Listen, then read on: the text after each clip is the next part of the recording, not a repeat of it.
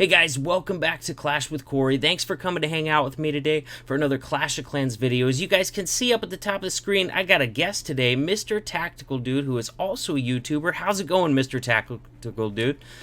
It's going well, man. How are you? I'm doing well, brother. Thank you for being a guest on the channel today. And now, if you guys probably already know from the title, from the thumbnail, I'm showing you guys a new attack today.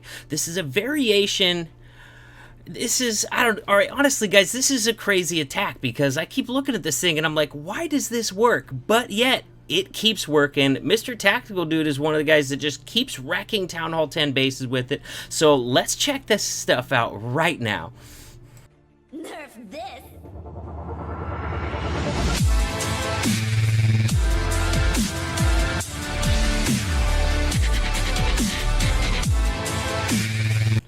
So, if you guys look on my screen right now, you're going to see the troop composition for this. We've got 9 Wizards, 3 Valks, 3 Golems, and 15 Bowlers with a Wall Wrecker. And then as far as spells go, 2 Heals, 3 Rages, Poison, and a Freeze. Mr. Tactical Dude, is this the exact army you use every time, or do you change it up a little once in a while?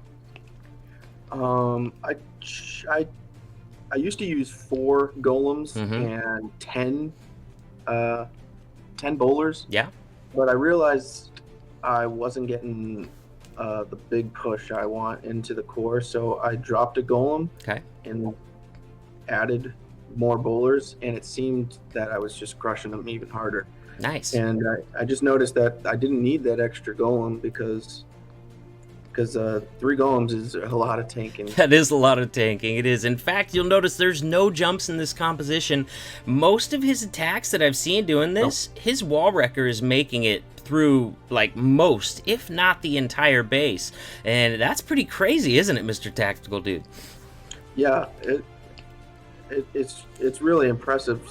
When I first tried this strategy, I was a little hesitant about it actually working, but I was watching a video, I think it was Echo, and they were using the Gobo bat, yep. And I decided, why don't I just drop the bats, and then just have more spells so I can use in the core, and it turned out working very well for me. Nice. Very nice, man. Honestly, I think I'm the first one that came out with Gobo Bat, so that cuts a little deep that you saw it first on Echo's channel, but he's a friend of mine, so it's not too deep. So anyways, guys, this attack strategy is crazy to me, and I can't believe this thing works, but it does. That's the key. It does, and that's why I'm showing it to you guys. Now, with a Bowler Witch or a lot of these bowler-based attacks, you're sending troops around the edges. You're sending Witchers, Bowlers, or healed Bowlers or something like that around the edges. Mr. Tactical Dude, what are you sending around the edges on this attack? Absolutely nothing. Nothing at all. So all those giant bombs out there that are meant to stop these Bowler Witch attacks, the Frozen Witch attacks, they're not even going to touch your bowlers, are they? No, not at all. So that's kind of the crazy thing about in this meta. They're trying to stop these Bowler Witch or these Frozen Witch attacks, putting those giant bombs on the outside to kill those troops. And it does not matter with this attack, because with this attack, you're sending every one of those 15 bowlers into the core. What are you carrying in your Wall Wrecker, Mr. Tactical Dude? It's a giant bowlers. Giant and more bowlers? Awesome. Yeah. All right, so we're going to press play in a little bit on this, but, you know, basically... guys, this is crazy. You guys are going to see. Let's just go and press play in 3, 2, 1, play. So, walk us through this, Mr. Tactical Dude. What are you doing on the outside there? Dropping my 3 golems on the outside defenses. Nice spread there. Behind. Just to clear up some of that trash. Then I'll drop the Valkyries in to help tank a little bit more for those bowlers. Okay. And then I just put my finger down and just release all my bowlers, king, queen, and then I like to rage right into that first layer of walls. Very nice. And then I'll poison, and then I'll immediately heal. Okay. And get everything going into the base. Very nice. Now, one thing about bowlers is they're fragile. They do a ton of damage under those rages with those bowler bounces, but they don't have that much HP. If you're not careful, if you're not quick with the heals, they'll end up dying on you real quick. And I noticed the Valkyries at the beginning did a nice job of clearing any of the exterior giant bombs and traps on the beginning of that base, but then you're basically just raging and healing through the rest of the core of the base. Is that right? Yeah, that's exactly right. This is crazy. Look how far that wall wrecker got you guys. It got all the way to the very last compartment on the base, on the very far side of the base, you know, in big part because of those 3 golems tanking, and you had a freeze in there too, didn't you? Yeah, I did. So with that freeze, are you just trying to use it in a spot where that wall wrecker's taking a lot of damage so that it can be preserved to get further into that base? I'm either using it on multi-targeted infernos. I'll freeze the clan castle sometimes, or I'll just use it wherever I think is necessary. Gotcha. Freezes are really good like that. You can kind of use them wherever you need them, Yeah, you know? it's really versatile. And one thing I want to say, guys, this attack's not going to work on every base, but I think that's true of every base. You know, this attack, one thing that I've noticed, the bases that it works well on, what's the shape of the bases you're usually looking for, Mr. Tactical Dude? They're diamond-shaped. Diamond-shaped bases. It doesn't matter if the base is from 12 to 6 diamond or 9 to 3. I've been smashing them. Nice, and very nice. I still had a full health golem in there at the end. I don't know if you saw that. This is wild, man. Hey, let's go take a look at number 11. We're just going to pull up the base, and then we're going to talk about base identification, looking for, you know, what kind of base this is going to be effective on. I'm paused at 2 minutes and 24 seconds if you want to queue up that attack and pause it right there. Got it. So if you guys look at this base, and you look, you know, obviously he's coming in at 6, right? Because that town hall's up at the top, and that wall wrecker always goes for the town hall. On the last base, the Inferno towers were like, you know, on 2 sides. This one's, they're going to be lined up with that wall wrecker. So he says either way those are, it's going to work. And if you look at this, there's not a lot of this base that cannot be reached by bowler bounces from these middle compartments that are being opened up. We got that first V shape, the square shape, and the double shape in there. The bowler bounces, the double bounces are going to be able to reach pretty much everything on this base except for maybe the archer towers out in the corners and maybe a couple cannons on either side. So is that one of the things that you're looking for in choosing a base for this? Yeah, those bounces come in handy.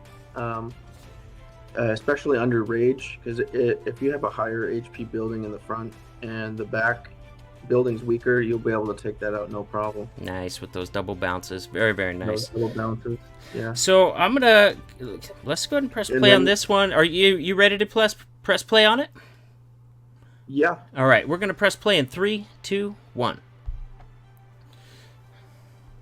So here we go, man.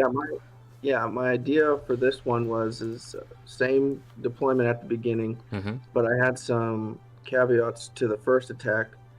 I didn't like that back end Inferno tower, that multi. Okay. So I saved my freeze back there. Okay. And I also didn't like the 2 giant bombs right dead in the core. Okay. So I'm holding on to my second heal for that compartment. For specifically that bomb tower compartment, right? Yeah, because I didn't want all my bowlers just to die from both of those bomb towers. Very nice. And like I said, those bowler bounces are getting really good value. Yeah, that they are. Going down.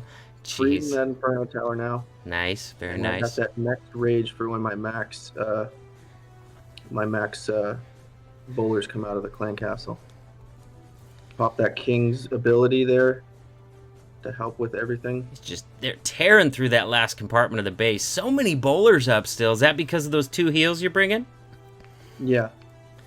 And I did experiment with 1 heal and 4 rages, but I like the 2, 3. You got to keep those bowlers alive, man. They're powerful, but at the same time, they're kind of sissies. They die easy if you let them. Yeah. And you can see that this attack wasn't as strong as my other one, because there's only like 3 bowlers left, and then my royals. Yep, cutting it a little close. I ended up taking it out. And honestly, I think that's because this base was a little wider. Look at those defenses on the edge that we were talking about. You know, somehow bowler bounces managed to get that archer tower on the left-hand side, but there was still one left on the right, along with a couple cannons. You know, and you can see really well by the defenses that were left just a second ago, just how much range the bowlers have. And if you can reach almost all the base from the core, I think this is probably going to be a good option. What do you think? Yeah, definitely.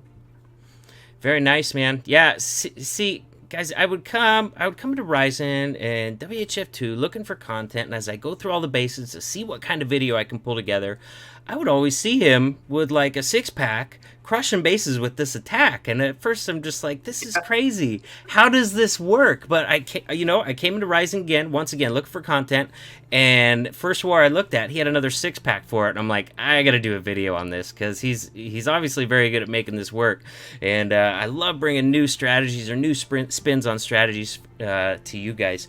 So, you guys, as I said earlier, Mr. Tactical Dude is a YouTuber in his own right, doing a lot of content for WHF Rising. He just got promoted with one account up to WHF 2. Congratulations on that, brother. Yeah, thanks, man. I still remember all my promotions inside the WHF family, and it's very, very exciting. Yeah, it is. I was so glad that they decided to promote me. That's awesome, man. And so I'm gonna link his YouTube channel for you guys down in the comments below. I'm gonna put it right up at the top of the description, so it's very easy to find. Go show him some love, throw him a subscription, check out his videos, because the name says it all, Mr. Tactical Dude. I have a feeling you're gonna have an attention to detail, the kind of stuff that I love in war strategy and videos. Is that right? Oh yeah. Just getting started, but there's more stuff to come. Absolutely. So guys, go show him some love on his YouTube channel. And brother, thank you for coming to hang out with me today. This is your chance. Anything you want to say to anybody watching this video, you can promote your channel or just say what's up. Anything you want to say, go ahead and close us out.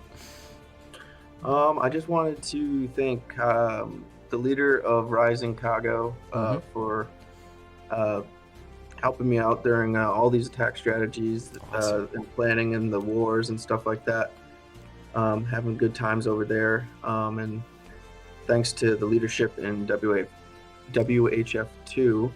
for helping me plan and everything like that, and making me a full member, and yeah, getting me a follow on Twitter at Mr. Tactical Dude.